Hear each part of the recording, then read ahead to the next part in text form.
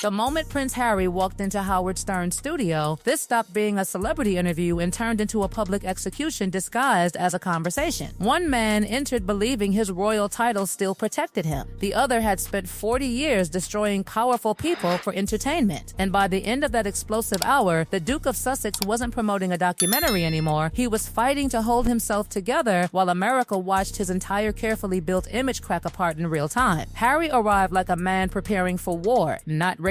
Security guards everywhere, PR handlers whispering in corners, legal advisors carrying lists of forbidden subjects thick enough to cover half his life. No Prince William questions, no King Charles health discussion, no money talk, no royal title criticism. To Harry's team, these restrictions probably felt reasonable, but to Howard Stern, it was blood in the water. The second Stern saw that list, the mood changed instantly. He reportedly laughed, tossed the papers aside like garbage, and decided right there that every forbidden topic was now the main event. Harry thought he was entering a controlled media environment. Instead, he walked straight into a psychological ambush. The atmosphere inside that Sirius XM studio was ice cold before the microphones even turned on. Harry sat there in his polished California image, relaxed clothes, soft expressions, humanitarian language ready to go, expecting sympathy, soft questions, and another opportunity to explain his truth. Across from him sat Howard Stern, a man who built his career humiliating celebrities powerful enough to destroy entire media companies. Stern wasn't interested in healing. He wanted confrontation, and within seconds, the first bomb dropped. Stern directly questioned whether Americans were simply exhausted by Harry's endless victim narrative. Not politely, not carefully, brutally. He asked how a prince raised in unimaginable privilege could spend years complaining while living in luxury most people could never even dream of touching. For one split second, Harry's face changed. Just a flicker. But it was enough. That flicker revealed panic, because suddenly the carefully rehearsed talking points about trauma and healing weren't landing the way they usually did. Stern wasn't emotionally participating, he was dissecting. Harry tried pivoting into mental health language, explaining pain doesn't disappear because of wealth or status. But Stern kept pushing harder, moving straight toward what he called the Sussex business machine. Netflix specials, memoirs, podcasts, interviews, endless emotional disclosures turned into global products. Then came the question that froze the entire room. Stern asked whether sharing their truth had quietly become nothing more than a business strategy funding a celebrity lifestyle too expensive to maintain otherwise. Harry's handlers reportedly started panicking visibly at that point. You could almost feel the tension through the walls, because this was no longer promotion. This was exposure. Harry fired back, accusing Stern of cynicism and cruelty, but frustration was already pouring through the cracks. Stern controlled the room completely, and once that balance shifted, it never came back. The interview crossed into dangerous territory when Stern targeted the very core of Harry's public identity, trauma. Stern compared Harry's royal struggles to people growing up with addiction, homelessness, violence, and survival fears. Then he contrasted that against Harry's complaints about palace life, uniforms, family disputes, and royal expectations. The comparison landed like a slap. Even Robin Quivers reportedly sat in stunned silence as Stern questioned whether calling palace family tension trauma insulted people facing actual survival battles. And that was the moment the interview stopped sounding tense and started sounding hostile. Harry looked furious, cornered, exposed, but Stern wasn't done. Not even close. Because next came the accusation that detonated the room completely, the racism discussion. Stern accused the Sussexes of using racism allegations as a shield whenever criticism became too intense. He questioned whether every negative reaction toward them truly came from prejudice, or whether people simply saw entitlement and hypocrisy. Harry visibly changed color hearing it. His expression reportedly hardened immediately as he defended Meghan and the abuse she faced publicly. But Stern doubled down, arguing the couple had attacked the institution that built them while continuing to profit from its prestige. Then Stern aimed directly at the deepest wound of all, Prince William. And suddenly the interview became something darker than celebrity gossip. Stern suggested Harry's entire post-royal identity was fueled by jealousy. That spare wasn't just a title. It was Harry's obsession, his emotional prison. Stern argued that California wasn't freedom, it was exile disguised as independence. He claimed Harry couldn't emotionally survive standing behind William in the royal hierarchy, so he tried creating a rival monarchy through Hollywood fame instead. Harry's hands reportedly tightened. His breathing changed. The emotional openness he built his brand around suddenly looked dangerously close to collapse. Then came the fatal mistake. Harry stopped playing defense and went personal. He attacked Stern's relationships, his reputation, even even his life behind the microphone. But attacking Howard Stern personally inside Howard Stern's own studio is like trying to drown a shark in the ocean. Stern became colder, sharper, more ruthless. He accused Harry of abandoning his family while Queen Elizabeth carried out royal duty in her final years. He painted Harry as a prince cashing in on victimhood while his grandmother carried the weight of the monarchy alone. The rage inside that room reportedly became suffocating. The internet exploded before Harry's car even left the building. Audio clips spread across social media like wildfire. Millions of people replayed the moment his voice cracked when Diana's name entered the conversation. Others focused on the silence after Stern's final question about the Duke of Sussex title. But inside palace walls and Hollywood boardrooms, the reaction was far darker than public entertainment, because this wasn't just another awkward celebrity interview anymore. It looked like the first visible crack in the entire Sussex business empire. But for years, Harry and Meghan carefully controlled every narrative surrounding them. Every documentary scene, every podcast confession, every emotional interview was packaged with precision, edited for sympathy, polished for headlines. But Howard Stern destroyed something dangerous during that interview: control. That was the real disaster, because once the public sees a royal figure emotionally unravel without editing, without palace protection, without Netflix music swelling underneath the tears, the illusion changes instantly. Suddenly, Harry no longer looked like the calm humanitarian prince bravely escaping trauma. He looked angry, defensive, exhausted, cornered, and perhaps worst of all for the Sussex brand, vulnerable to ridicule. Back in Montecito, insiders reportedly described complete panic unfolding behind closed doors. Meghan allegedly watched the clips in horror because the confrontation shattered the one rule their media strategy depended on: total image discipline.